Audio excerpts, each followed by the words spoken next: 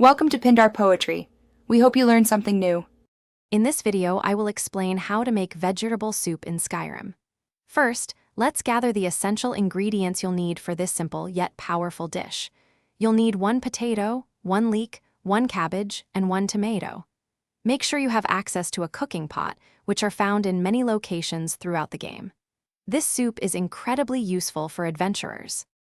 Once you have all your ingredients, the cooking process is straightforward. Simply approach any cooking pot you find, whether in a town, a bandit camp, or a dungeon. Activate the pot to open the crafting menu. From there, navigate to the food section and select Vegetable Soup.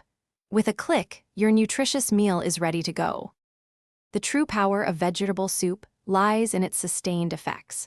Upon consumption, it provides a continuous regeneration of 1 health and 1 stamina per second for a full 720 seconds. This prolonged boost is incredibly useful, especially during challenging combat encounters. It effectively allows you to perform unlimited power attacks and sprint without ever running out of stamina. To maximize the value of vegetable soup, consider carrying several portions for extended benefits during long expeditions or difficult quests.